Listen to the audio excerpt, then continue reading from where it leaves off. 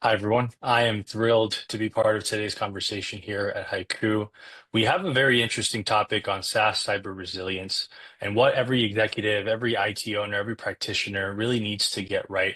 We're going to share an incredible amount of research and insights, but I think what I'm most excited about here is that this conversation is going to be shared and discussed with Daryl Kent. Daryl, for folks who might not know who you are, could you tell us a little bit about yourself? Sure. As the title says, I'm field CTO and analyst at GigaOm.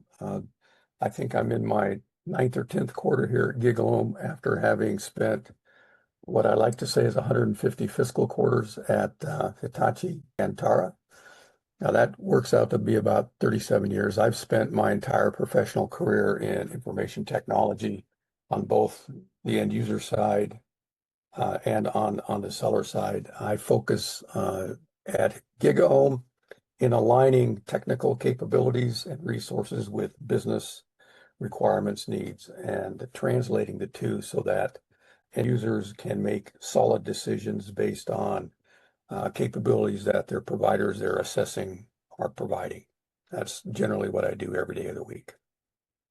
No, and Daryl, I think I'm very excited for this conversation because you've got a good understanding, especially of the last decade, all of the changes, and you have so many anecdotes and customer experiences I'm very excited about.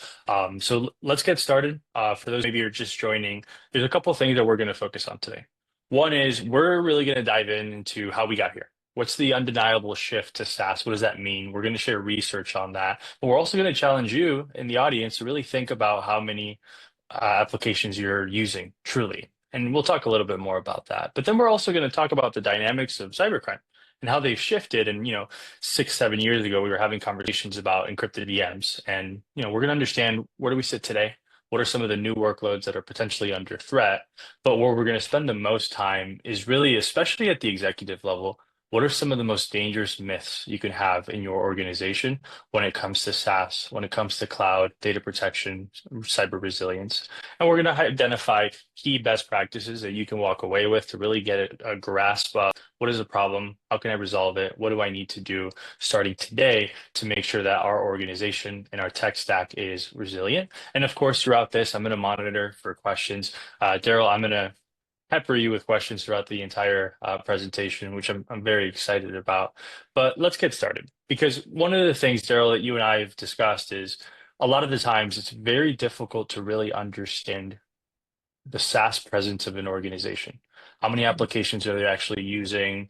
How are they using it across what verticals? And what we decided to do was instead of making assumptions or only speaking anecdotally, we partnered with an organization called Vanson Bourne, and we were able to deliver a third-party research of over 500 IT decision makers across the globe. Anything from a CIO to a VP of IT, head of IT operations, and all of this research together made the HYCU State of SaaS Resilience Report. So a lot of the data that you're going to see today is going to be sourced from this report. Now, let's get to the brass tacks here. The undeniable shift to SaaS. Daryl, one of the first things that we noticed, especially in the results of the survey, we asked folks, how many SaaS applications do you have in your organization? And a lot of the times we speak to CIOs and CISOs all of the time, and we ask them directly this question, how many SaaS apps are you using? And what comes up? Well, they tell you, oh, probably 5, 10, 15, and they name the applications there that where they spend their most amount of money. So Salesforce, Microsoft 365, you name it. But if there's multiple members of that IT organization in the call or in the meeting, they'll start writing down stuff and then they'll share. And then by the time that you walk away within an hour, you're looking at 30, 40, 50, 60 SaaS applications that come to mind. And when we saw the research, we were actually pretty shocked to see that that number is actually much, much higher. So what we found was that 139 SaaS apps is used by organization on average. This spans everything from mid-market to enterprise, but 139 SaaS applications are used in organizations today on average. 96% of them commented that they've actually increased their use, and 46% of them commented that they've seen a significant increase. But this isn't difficult to understand because even Daryl, when I look at Haiku, we're adding a SaaS app or two every month as our business grows, as we scale our organization. we require new technologies to make that work. But my question to you, Daryl, how did we get here? How did we get to this point where you have CIOs thinking that they only have a couple SaaS applications, and then that reality is much, much larger? Like, how did we get to this state? Uh, I smiled when you asked the question, how many SaaS applications do you have today? I was going to jump in and say, I'll bet you they didn't know. And this is very similar to when we went from mainframe to open systems. Whenever IT CIOs talked about their data, they said, I've got my data very, very much under control in my mainframe. But for open systems, and then their hands go way apart. He says, I don't know. It's everywhere. It's uncontrollable. And our view here, the way we got here is multiple, but the rise of the cloud and the rise of network capabilities and the rise of things like smartphones, which generated mobility, all uh, provided the opportunity and the ecosystem to enable a mobile workforce, a mobile business, a do anything, anywhere, anytime kind of environment. And the cloud providers, uh, that was the opportunity that they pounced on, and then the developers started creating these apps. It really comes down to modernization.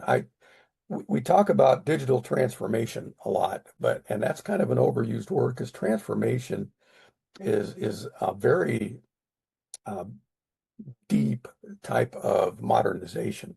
What it really comes down, but what transformation does in the definition provide is customer intimacy. And what that really means with modernization is doing business in the way, shape, form, location, and time that your customers wish to do business with you.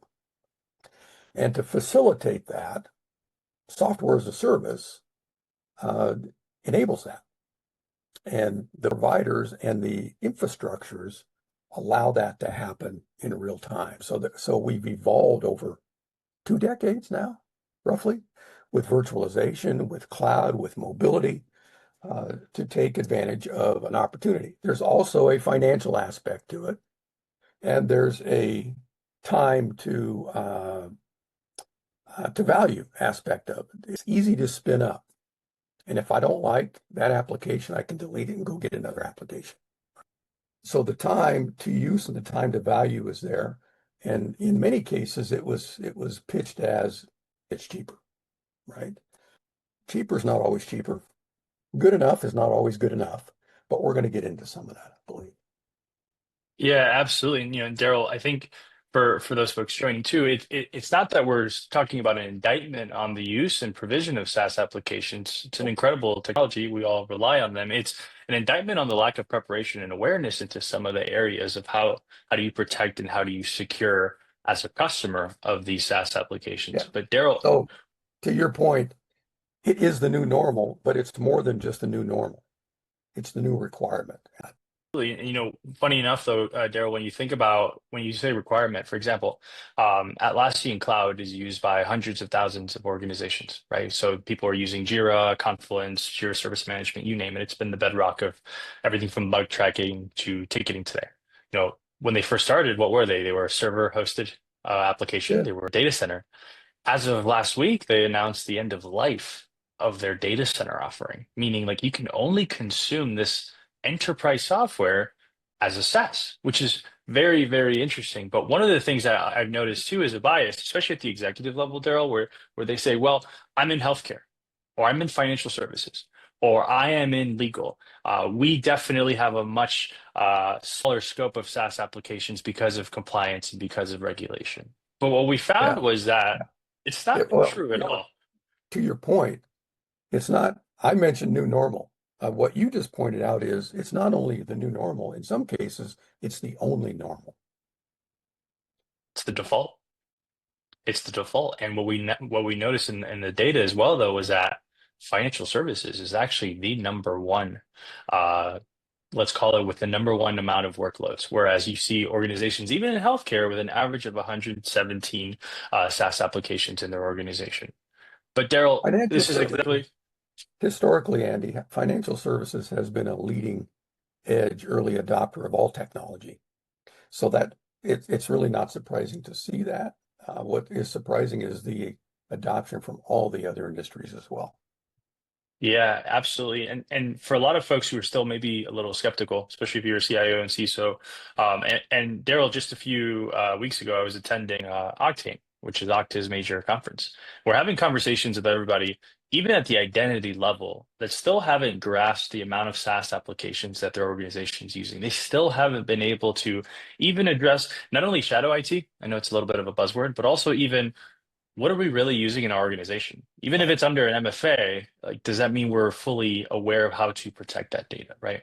And what we noticed is the best way to address this is actually take a little time travel trip and kind of go through how we got there, right? So one of the things that I like to explain to folks is if you were a CIO 15, 20 years ago, you had a very demanding job, but when it comes to where your applications are, it was actually very straightforward. As a CIO, you were the king or the queen of the castle because everything lived in your data center infrastructure.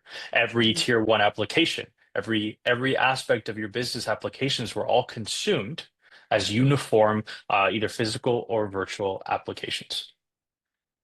And Daryl, maybe you can correct me on the math here, but let's say 10 years ago, we really started to see the pioneering use of SaaS applications really adopted at the enterprise level. A couple folks like Salesforce and Microsoft really led that charge. And you started to see the first use cases of public cloud, right? So maybe I can leverage this for cost-effective storage. And AWS, pioneered that aspect.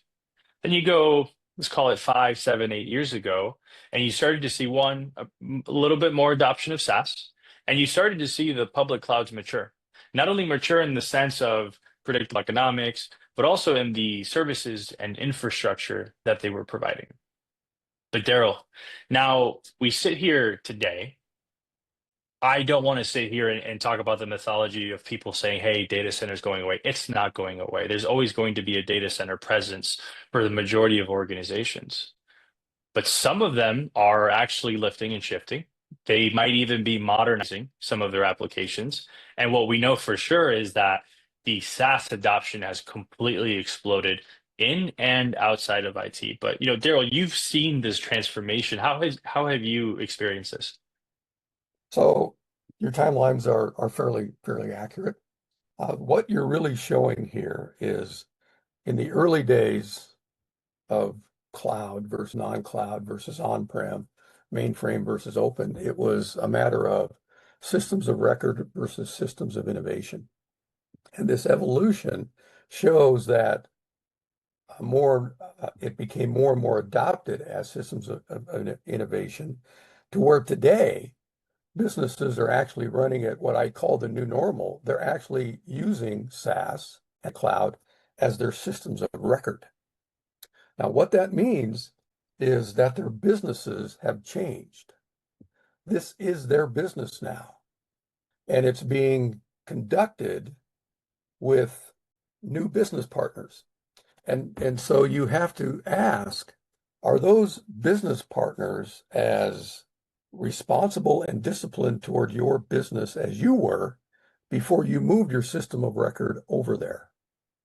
So do they have the same disciplines? And what we're talking about here is resilience. And we'll get into a little bit more about what that means relative to what it used to mean.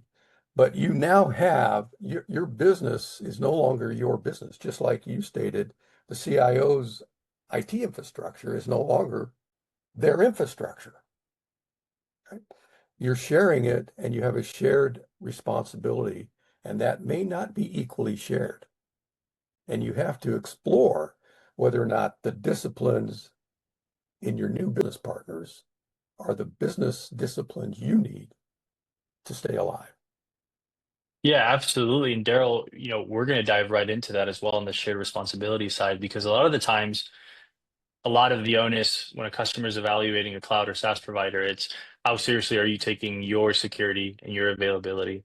Mhm. But the big gap, and we'll talk about this in a little bit, is also as the customer, have you just let go of a lot of responsibility, and are you missing any core responsibilities? And we'll Or and we'll are you drive just into that. assuming?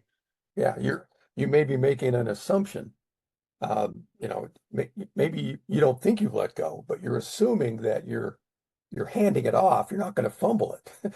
You know, to use Exactly. kind of a football metaphor, it being football season in the U.S. Exactly. But Daryl, one of the things that we're going to touch on before we drive into the mythology, though, is also having an awareness of the cybercrime shift towards cloud and SaaS, right? Because, when you think about where we sit today, 5, 6, 7 years ago, what were we all having conversations about? Recovering VMs, VMs being encrypted, the colonial pipeline types of attacks. And don't get me wrong, these are still happening. As long as you have critical data somewhere, somebody is trying to exploit it. But if I'm a profit-seeking individual, a hacker, black hat, where am I focusing? Am I focusing on the areas that have massive budgets, not only from a prevention and data protection perspective, or am I going into new technologies that have been adopted where it could be a little murky as far as who's responsible for data? So, what we've seen and we've observed, not only obviously in the news, but in our research as well, is also this massive transition towards what we call, or what CrowdStrike calls, cloud conscious attacks or explicit exploits of SaaS applications used by the customer as a tenant, but also those SaaS providers being attacked as well. A lot of the times when we have conversations with customers, they're so aware of their responsibility, the measures, the NIST framework, everything that they have to follow for their data center infrastructure, and even their cloud infrastructure too. Why do you see this schism when it comes to their SaaS applications? Because the pace of innovation I mean, the pace of adoption of innovation is outpacing the disciplines required to keep businesses.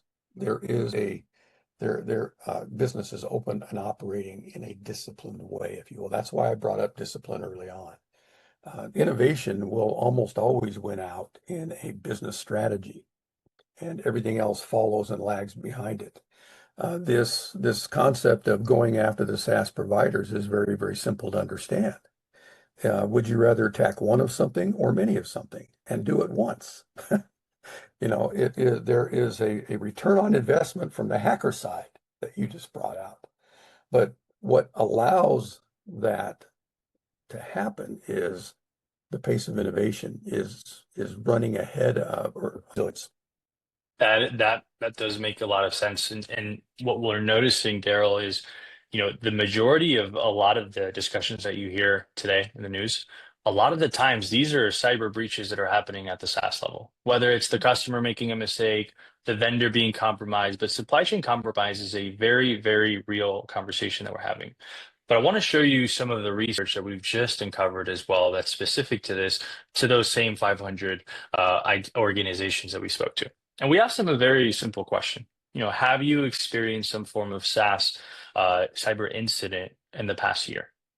And an overwhelming 65% of them said yes, and highlighting an average number of 2 applications that were affected. Now, a lot of people ask, is that number a little high? And, we thought so as well. But when we were diving a little deeper, Daryl, we realized one, it's not just incidents that could happen because somebody's credentials were exploited inside of an organization and they got access to that tenant. But it's also if your third party vendor is also breached, that does count for you as well because it's your data that was breached as well. So we found that a very, very large percentage of these organizations had experienced some form of SaaS incident. And then on the other side, this is very obvious, but the more applications that you have, the higher likelihood that you have a breach. And this to me is very indicative of where we stand today. The cybersecurity budget, Daryl, grows 10% year over year. And we're always going to focus on prevention. We should focus on prevention. But these attacks keep happening and they're very, very likely to be successful based on this. And this kind of really highlights the role of recovery here. But, Daryl, from your perspective, what does this data tell you? Like, what does this show you, especially as we've progressed from 7 years ago, only talking about, the 3-2-1 rule, your VMs, your file shares, keeping everything in vault. Where are we today? So what this shows is the attack surface has expanded exponentially, and the attack vectors are taking advantage of that. In addition to in today's world of AI, they're doing it at lightning speed. and they're mutating and evolving very, very quickly.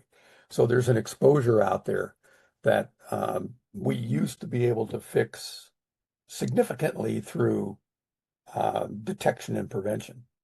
That's not the case anymore. I like to say, I mean, there's an old cliche that you may have heard. It's not if an attack will come, it's when an attack will come. That's no longer valid. It is not if, nor is it when. It really comes down to how bad is it going to be, because it will come. And so you have to make a determination of how bad it will be. Backups are history. Resilience is currency. And this is why we need to raise this exposure to the board level. The board level is worried about compliance, continuity, and trust. Trust is how they keep the doors open. It's how they acquire and keep businesses. Continuity is how they keep the infrastructures serving those customers. And compliance are the checkpoints that folks through experience have come to find you need to accommodate. And so regulations, ransomware, customer trust means executives must prove recoverability under pressure. How bad do you want it to be? And the extension of that is how quickly can you recover and recover cleanly? So cyber resilience becomes what we're talking about. That's why your title is what it was. And this is why it matters to the executives. It can be an extinction level event for businesses. It can certainly be a brand diminishing event. And so resilience, not recovery, necessarily, not even protection, but it's all about resilience, and it's done under the guise of compliance, continuity, and trust. So the boards can assure their stakeholders that we're on top of all of this. And SaaS is the battleground today. It is the normal way of doing business. It is the innovative way of doing business. It is the expedient and the quick way of getting business done. It's the default way of procuring software, and it's showing. But Daryl, you mentioned a couple of very interesting things here. One is at the beginning when you highlighted and asked you how we got here, you kind of showed how SaaS becomes a system of record inside of the organization. Now, we both have a lot of on-prem data center experience, and on-prem, your team as an executive always has some form of understanding of the economics of the downtime of a tier one VM, right? You know exactly what the tiers of your VMs, you know how much is going to cost your organization for X amount of downtime of that production application, which is why there are DR solutions and people get into this world of 5, 10, 15-second RPOs. And then you also have tons of safety measures when it comes to backup recovery, data retention, you name it. But it feels that's always been a little bit more ephemeral or trickier in the world of SaaS to calculate disruption. And I'm going to show you some of the data that we've explored here. But what I really want to walk away with, Daryl, for the audience is as an executive on the IT side, how do you make this more prominent and easy to understand that SaaS backup, SaaS recovery, SaaS resilience has to be a board level priority? Because Daryl, what we found was when you take that number of folks who experience some form of an incident, 65% of them, out of those, 87% experience some form of disruption. And when we asked them to calculate what that impact was to the organization, keep in mind, this is the mean average of anything from a mid-market to an enterprise, it was $405,000 per day. And the average disruption period was 5 days. And when we say disruption here, it's a little trickier because it's not just, oh, well, my tier one VM is down, therefore there is a disruption and there's an outage. Here it could be, well, the vendor was compromised or our data was completely misconfigured or eroded. There's so many other ways where disruption counts, especially when you think in the context of a GitHub or a Salesforce. But how do you coach, Daryl, especially maybe somebody at the head of IT who's thinking, well, I have no budget, I have no business plan yet on how I can address the concept of SaaS backup, especially across so many organizations. How do I up level this to C level and the board level? So, I mean, that's a great question. Just before I answer it, let me go back and clarify what I meant by system of record. SaaS itself is not necessarily the system of record. It is the business application that is running on the new system of record, right? And that system of record is no longer in your control. That's the issue.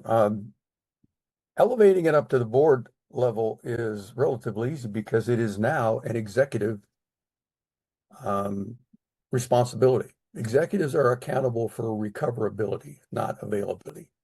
Availability is a metric that is no longer useful. It is, can I recover? And that's an executive's responsibility. Whether the CTO has to architect it properly, the CIO has to implement it and operate it properly, the CISO has to ensure that the guardrails are in place and the organization is in place. So it becomes a team sport and it is at the executive level because it is about keeping the lights on, keeping the doors open. Availability can be tolerated. Recoverability, the lack of recoverability cannot. So things are going to happen. Again, it's not if, when, but how bad within the resiliency universe. But even within the infrastructure universe, machines fail. Code has bugs. Operators get into stupid loops. It is just things are going to fail. So the availability is going to have to be protected and be automated and do everything we've done to make that as RTO, RPO sensitive as we have in the past. But it's the recoverability that takes it up to the business level. Availability is all about operational nuisance. Recoverability is all about business survival. And that's an executive discussion. That's very valuable. I think, the keeping the lights on reference is super important because a lot of the times 5 years ago the lights were just our VMs, but now that is just one of the lights, that is one of the workloads that is used in production in the organization. So it's very valuable because we do find that a lot of the times, you have these established budgets for data protection of your virtual infrastructure. We should make this statement, Andy, in that none of that other stuff, none of that legacy stuff has gone away. It's still there. It's still evolving. It's still better. It's still cheaper. It's still faster. But we're building on top of that all this other infrastructure that is resiliency, right? And whether we're doing it in the infrastructure or the operation or the people or the capabilities or software, um, we are building it on top of what has come before. That is well said, Daryl. And what I want to dive into now, though, is we're having this conversation around, understanding how to elevate this at the C level, but there's also a level of personal responsibility that we have to take within IT. And what we're noticing still, though, is that even fundamental best practices of data protection, they're not being met in SaaS. And because there's a lot of gray area, it's murky. There's a lot of mythology that builds around in SaaS, and I want to walk through that with you because I want to get into a better understanding of how this happens and how we all within as users and as folks in IT can prevent this as well. But I want to share something that was actually pretty shocking to me because this is something that I would have believed 3 or 4 years ago. But even today, in those same group of people that experience breaches, in those same group of people that experience significant downtime, the misconception here, the big misconception was that they still thought that the responsibility for data protection should lie with the vendor. Daryl, walk me through like almost the psychology of this, meaning, hey, I have all of these applications in a data center that I could touch and see, and if they go down, it's me who's getting fired. The moment I offload all that responsibility, we're good. It's not our responsibility. That's what we're paying the provider for. How does that happen? Like, how do folks make this very common mistake in data management? We're a trusting animal. The human being is by nature trusting.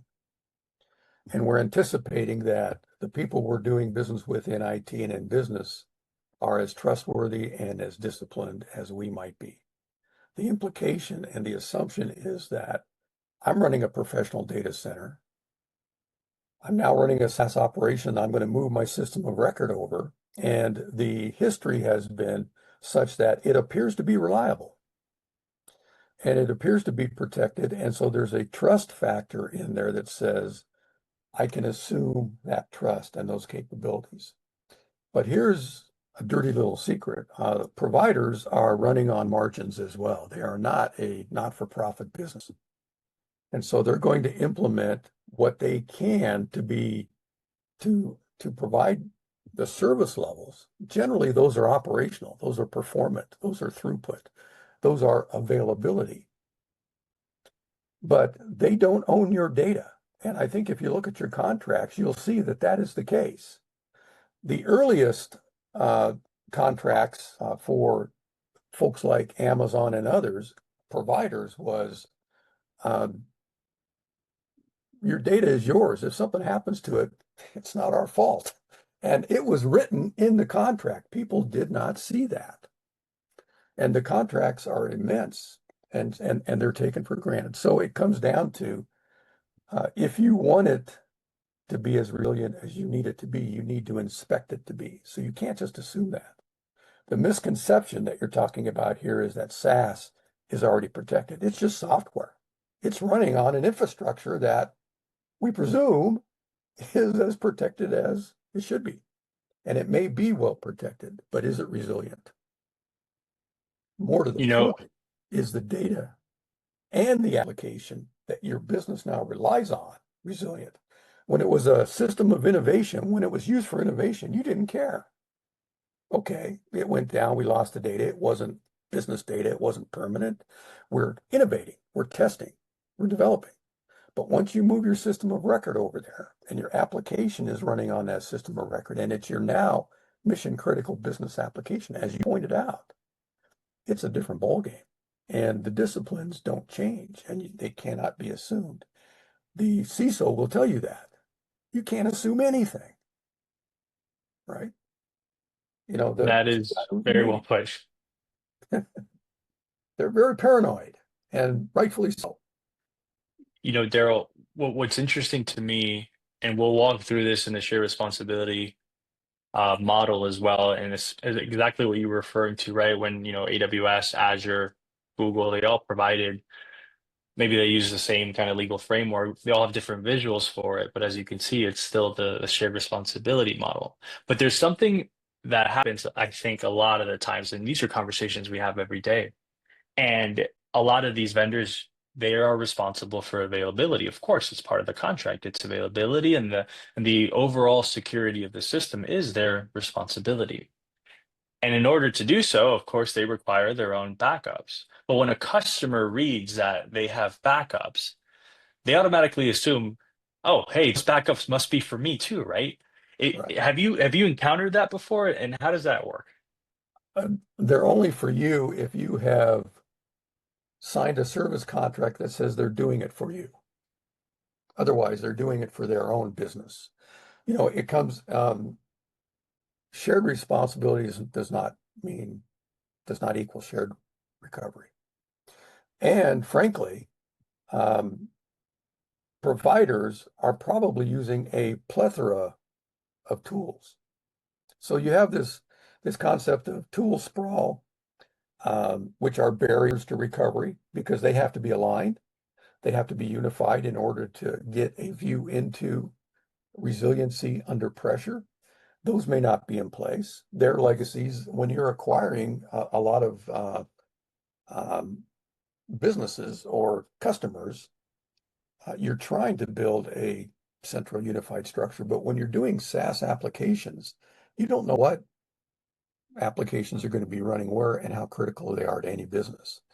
I can't know that if I'm running 1,000 clients or 1,000 SaaS applications on my infrastructure that I have built to withstand a nuclear holocaust, right? I don't want a black hole for my data center, but your business is your business, your data is your data. And unless you've entrusted me with that and I've contracted fiduciary responsibility for that, it's not as important to me as my own survival is. I mean, I hate to say it that way, but that's really the kind of the way it works is you can't pass off responsibility uh, and just assume it's going to happen. You have to ensure it end to end. And you can't do it in an environment where you might have tool sprawl, where you might have a reliance on legacy backup thinking as opposed to modern resiliency thinking. Those are things that some of the best practices you're going to want to get into is where are you at, where whoever's running your SaaS application, where are they at relative to legacy backup thinking versus modern resiliency thinking? That's going to make a big difference. Tool sprawl is nothing more than blind spots. And in resiliency, you cannot have blind spots. So you might want to assess that as well. And really what you're after is predictable. You want SaaS native cost models. You want SaaS native tools. You want SaaS native visibility, operational visibility, because you want to remove not only the friction, but you want to remove the blind spots. So when you get into these and misconceptions, this once you have more than one human involved in any endeavor, you've got an opportunity for a misalignment.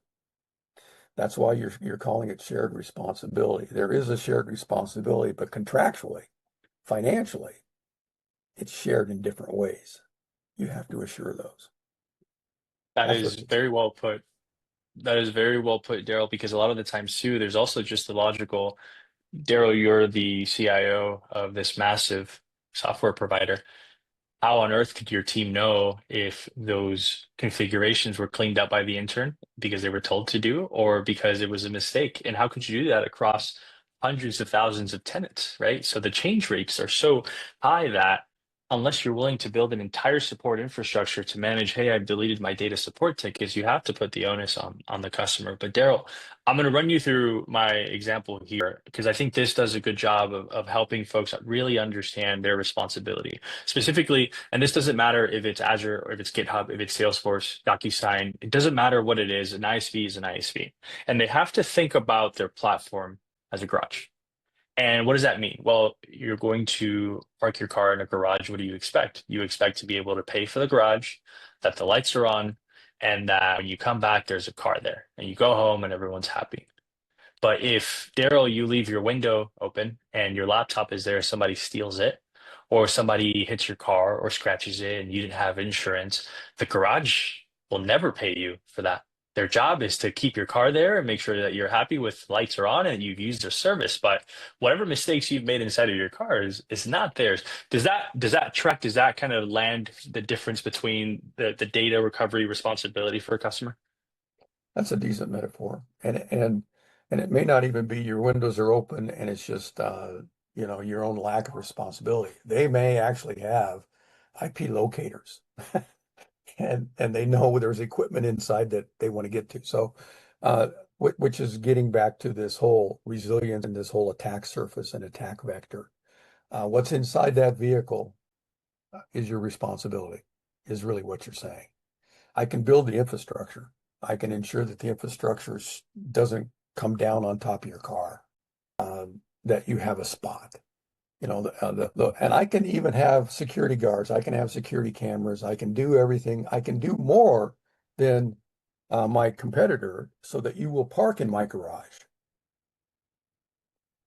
But at the end of the day, if something happens inside that car or to that car, that's on you.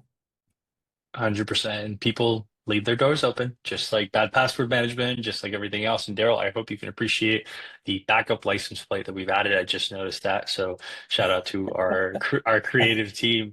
But I want to dive into something else though, Daryl, because we wanted to really understand, well, let's understand how many applications people are using. Have they experienced any cyber incidents? And what are they doing about it? And this is where it sometimes gets difficult to see how poorly prepared many organizations are.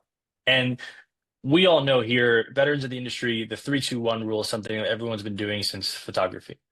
But what we noticed, Daryl, was that 30% of these organizations actually had automated backups of these workloads. Only 26% of them had an offsite retention of their data, and a quarter of them were performing some form of recovery testing. So this is a massive gap in not only I'm responsible for this, is that something that people understand? But two, am I doing anything about it? And this to me was very, very fascinating to see that the majority of organizations aren't even following the fundamentals of data protection. They might not know why, or they might not have the tooling to do so. What's been your perspective on this? So by organizations, you're talking about the providers that the SaaS is running on. No, these are customers who are customers of these SaaS providers. So organizations that, whether it's healthcare, financial services, they have all these different SaaS apps. Only a quarter of them, or around a quarter of them, are even keeping copies offsite of these services. Yeah, that's not surprising because it's expensive. You know, this that's one of the reasons. You've got to have a capability. You have to think about doing it. You have to have a capability of doing it. You have to have the facilities to do it. There's all a cost model. You mentioned up top that cyber resilience, I think, is 10% of the budgets these days. It goes beyond that. Nobody really knows what that budget is, so they budget it. But most boards, if not all boards, expect the CIO to come back for more budget because it's not enough, right?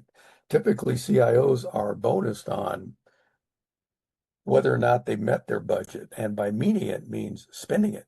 Because if they don't spend it and they leave table on money on the table, that's money the company could have used for investment and innovation.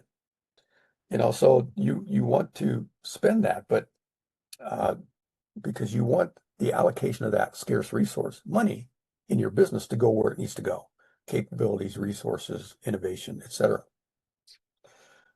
But when it comes to cyber resilience, nobody really knows because it is evolving and it's evolving at light speed. So you can set a base budget, but it's anticipated that you'll need to come back for more when you see other gaps that need to be resolved. The CISO points them out. The auditor points them out. The CTO says, here's a better architecture, right? And so these numbers are low, but I think they're indicative of all of those things.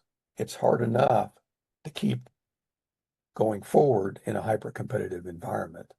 It is even harder to get your lagging ecosystem and your lagging infrastructure and your lagging resources to where you're thinking about keeping the lights on. But what we're talking about here is cyber resilience in today's age, because it's a cyber age. The undeniable shift was moving to SaaS, but what we're really talking about is moving to a cyber age. The responsibility is to operate within that cyber environment. And the resilience becomes the driving factor in whether or not you can stay alive and stay up and running. So what these numbers that you show on your slide are saying is we're back to when it's going to happen. And it's going to be really bad. Right? So it's almost a maturity slide that you're showing. What is the adoption rate and the maturity levels of organizations in their resiliency? Because that needs to be job one in today's business environment. I fully agreed, Daryl. And if we were to have done this test on hybrid cloud applications, all three of these numbers would have been 100%. At least I would hope. And if we would have done it on cloud infrastructure, on how people are backing up and recovering and testing EC2 instances, we're probably looking at the 80, 90%. But SaaS is, as you mentioned, especially as you're procuring so many new applications at a time, it's falling way behind. Us. Yeah, and it's also, Daryl, it's also that the customers themselves are confused about the responsibility. So a lot of the times they are assuming that the vendor is doing it and they themselves are not even following what they follow with such scrutiny on premise. I want to bring you into one of the last few myths that we encountered, but this one actually is also it shows you how we got to that point where only 30% of these customers are performing their own automated backups. And it's there must be somebody in the organization that's responsible for SaaS data resilience. And what we found, Daryl, was that there's two big problems here. 42% of these firms said they had completely limited visibility into what their applications look like. I would argue that number is much, much higher because people have a false sense of confidence in how many SaaS apps that they have. But at least nearly half have admitted we have very limited visibility. So as a CIO in my organization, my staff, we have a limited understanding of how many SaaS applications we're using. And then 43% of them said that no one truly owns SaaS data resilience. And I want to like position this to you, and I want to see what you think about this. When you are hosting an application like a Jira or a GitLab or an Exchange server, you're doing so from the data center. You are provisioning applications for your employees, and you are responsible because if it goes down, they point at you. You are responsible for patching, for managing CVEs, for everything. The moment that that goes to a SaaS, the main decision maker and what kind of SaaS you use is going to be the application owner in that department, right? Yeah. Where the CIO is not picking which Git repository is going to be used or what form of CI/CD pipelines are going to be used. Finance is choosing signature management stuff. They're choosing between ERPs. Marketing is choosing between what kind of automation software, what kind of web management flows they want to use. IT is not choosing. So at this point in time, that responsibility, or at least the context, shifts over to the application owner. But these application owners, they're not thinking about backup. They're not thinking about recovery. Only the IT staff really understands this.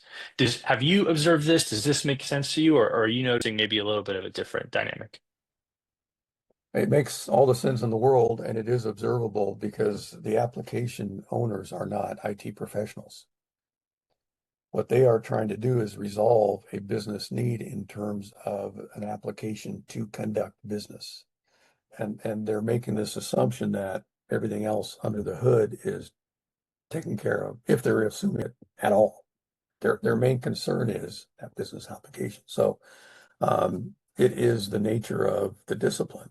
It's a different discipline. Now, truthfully, CIO never did own any of the business applications, but they generally ran in-house with your own development or with package developments that were not software as a service.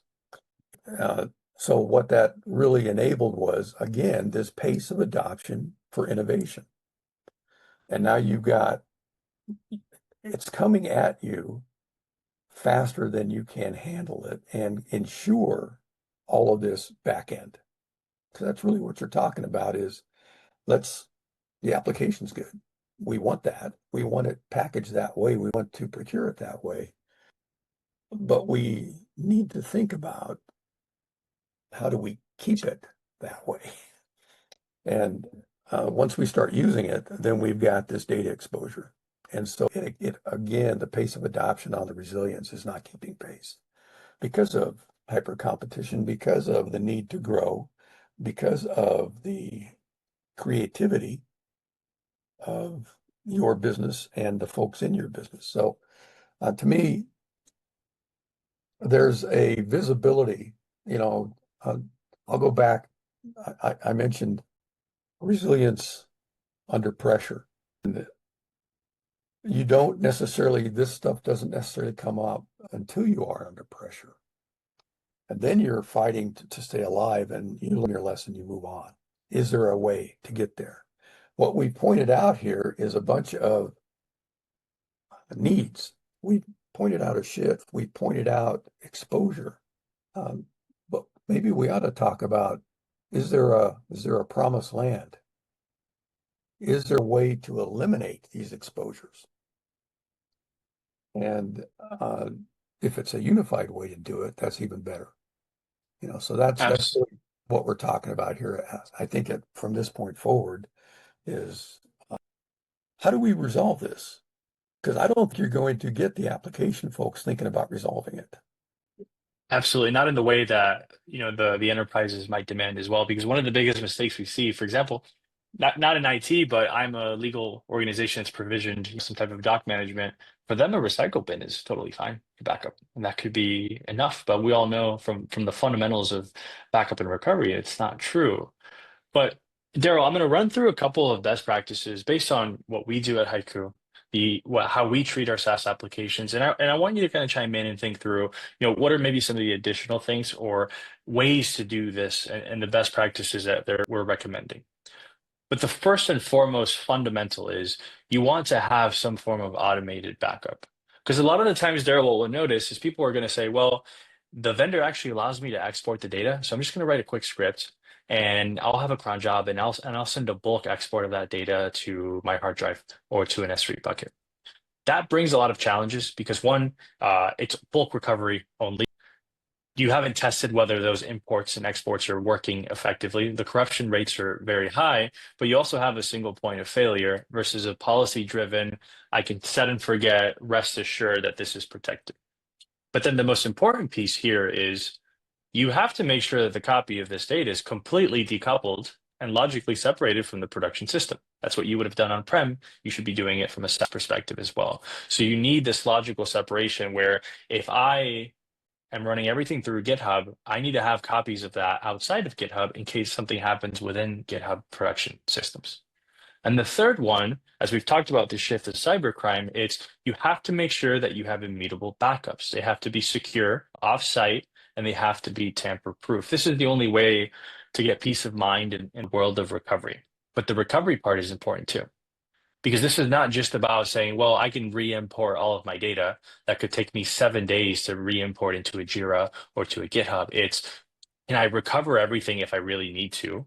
Or can I recover with precision if there's a deletion? If there's a simple mistake, not a cyber incident, but a mistake that could still be disastrous, do I have ways to recover that very quickly? So you have to make sure that you have flexible recovery options. But if you don't test any of this, you don't really have a backup. You don't have a backup solution until you've tested it. And one last thing that is very specific in the world of SaaS is, Daryl, you mentioned this. It's not just about what, not if, but when, but how bad. Offsite recovery is a very critical element here. What I mean by offsite recovery, I mean, can I actually access this data if the production system goes down? If my SaaS provider has an outage or a supply chain incident, we've seen this with Snowflake, we've seen this with other SaaS platform and cloud platforms. Can you actually access the data even in the worst case scenario? So, Daryl, there's so many more best practices, but these are the fundamentals that we recommend that if you at least do this for your critical SaaS applications, you're in much better shape than what we're seeing with the survey. But what's been your perspective? I'll give you that here in a second, but your last point, offsite recovery, is an interesting one because if you're in the middle of a cyber incident, you may not have access to your system, even if you could recover it clean, because it's needed for forensics. It has now been police taped off. So there is this concept of offline recovery is useful in those instances. Uh, a lot of times you want that to be clean. All of these backups, all of these recoveries, all these testing are good, but it makes no, even if they're immutable, if they were corrupted before you made them immutable, you're recovering corrupted data. So you have to have that in place as well. So what you're really talking about here is SaaS resilience requires deliberate planning, just like any kind of business continuity disaster recovery plan.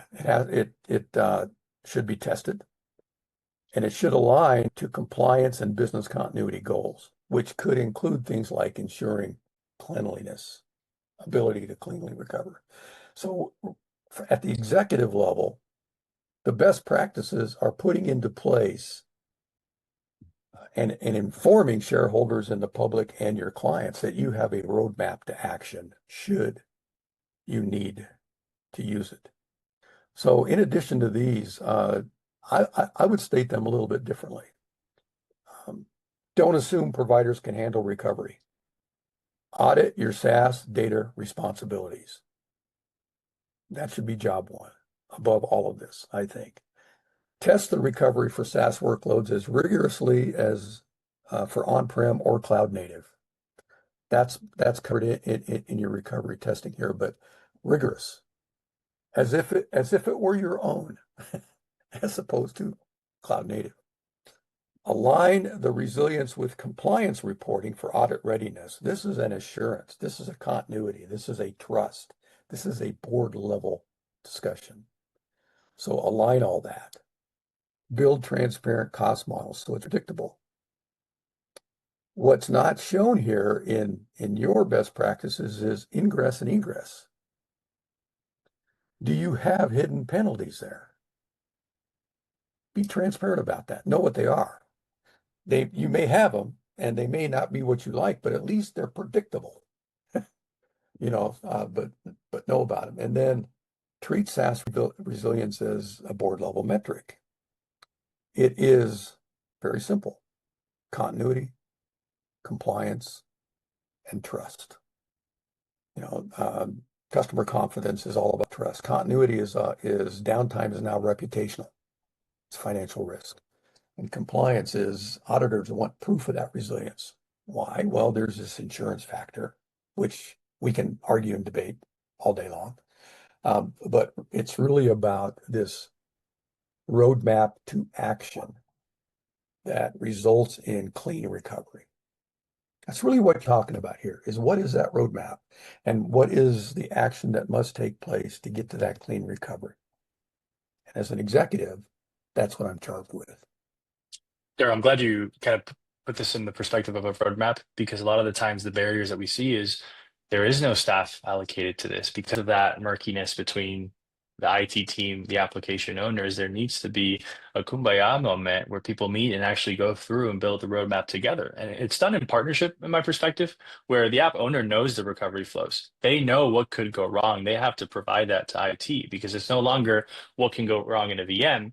We're talking about places that are object heavy, that are infinitely configurable, right? There are so many ways to screw up in GitHub. There's so Yeah, many different ways to screw up in Jira. So they have to have that context too as they continue planning.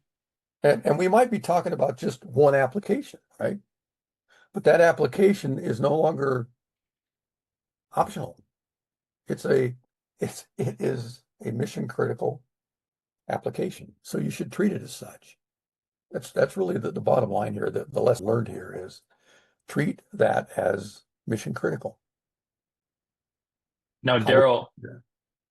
I'm going to ask you a question, and I think this is something that is a little bit open-ended. So I'm doing this on purpose, Daryl. But this is every single time that we see let's call it a new workload or a new technology, organizations make the same mistakes. The same methodology appears, right? Because even when public cloud infrastructure, even IaaS and PaaS was available at the beginning, this same lack of trust existed.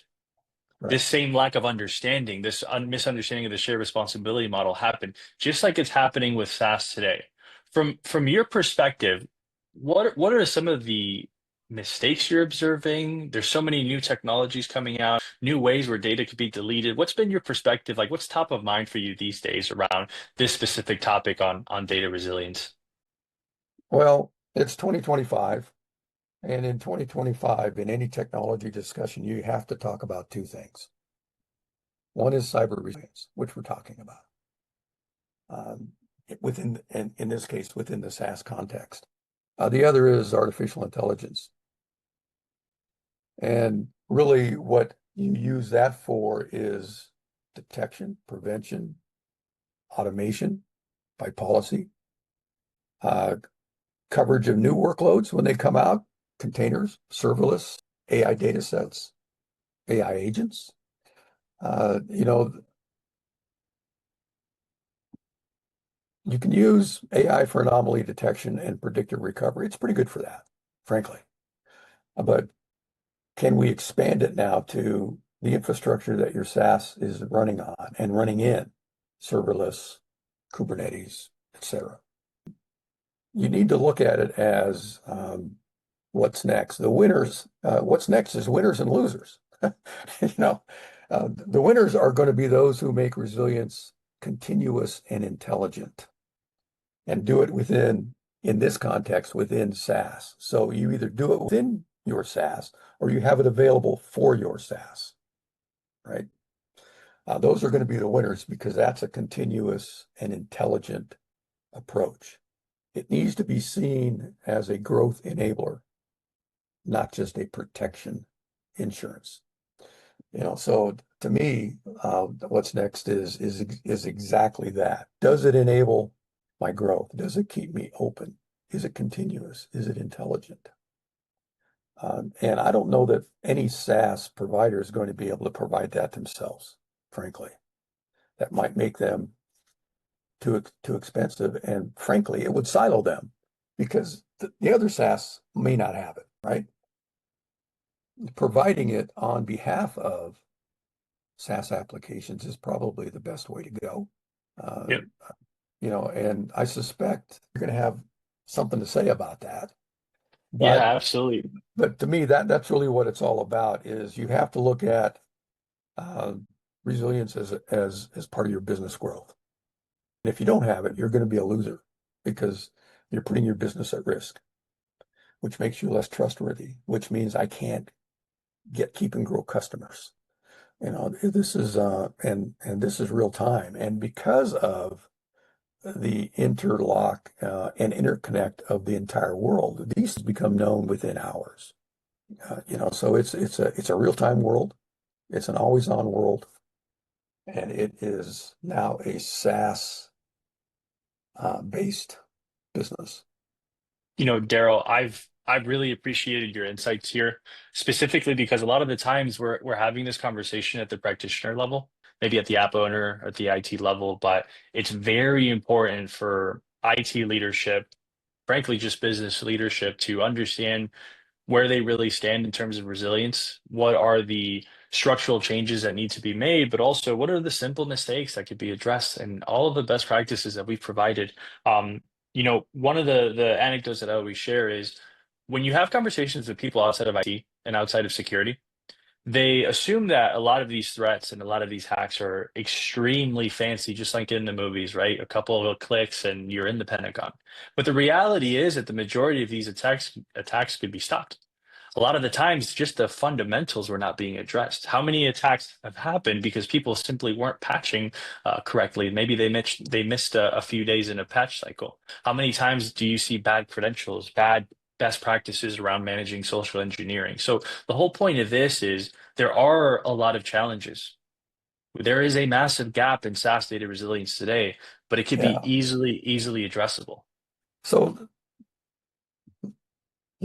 let me interrupt here for a second because I really answered your question in terms of futures. But I think what we can do is also answer what's next based on everything we've already stated here as to what would good look like, right? So take the complexity out. So it's less expensive and it's more readily available, more readily implementable. Something like SaaS native, API driven, no egress penalties, right? Make it easy for me to make that decision and do that. Uh, Reframing resilience as a service as opposed to infrastructure, right? That would make it, what I like to call the promised land. Some people say, what does good look like? Right? How do I address everything that we've just brought up? So if you have zero infrastructure, you have agility. If you have no egress fees, you have budget trust. If you make it a platform play, which means the platform meaning SaaS plus cloud plus serverless plus unified, that would be what good would look like in my mind. So to me, that's what's next in terms of how do we take the next step to make SaaS more resilient. Jared, what you've done is really put together what are the fundamentals required for a company to address this with their data protection vendors. And we know that, obviously it's very saturated market. There's an incredible amount of vendors. You do a great job on several workloads, but as you start going through this journey as an IT leader, selecting a data protection could actually be either a catalyst for your growth or it could be what holds you back. And that's a Well, very, very important concept. to be fair, that was an implied plug for what GigaOm does. We actually assess this. And what I just gave you was some of the things that we assess providers on so that end users can make an informed decision. You may not care about egress. Okay. Uh, Maybe you funnel that out of your down select factors. You may, to get to good, what I just defined as good, SaaS native, API driven, no egress, is going to push other providers ahead of other providers. So GigaOm as a service does this. And you are in a radar, I believe, or that shows this. So there's futures and then there's today. You've done a good job with defining what today normally looks like. What I'm talking about here is what should today look like. We know it exists because we assess it. Absolutely, Daryl. Daryl, what I want to do now is I've really enjoyed this conversation. I think we could do this for another 2 hours if we wanted to. There's so much in this space that needs to be discussed, but I want to thank you so much for your insights and your guidance. I personally learned a lot from this. For those in the audience, this is going to be available to you on all platforms, and you're going to be able to access this discussion with Daryl. You can also download the report. There's a link in the chat that you're able to download this report and all of this data that we have. But Daryl, I just wanted to thank you so much for this experience and this conversation. It's been a pleasure. Well, thank you for having me and tolerating me for this 45 minutes or so. Yeah, it's been incredible. Thank you, Daryl, and thank you to everybody in our audience. I hope you have a great day.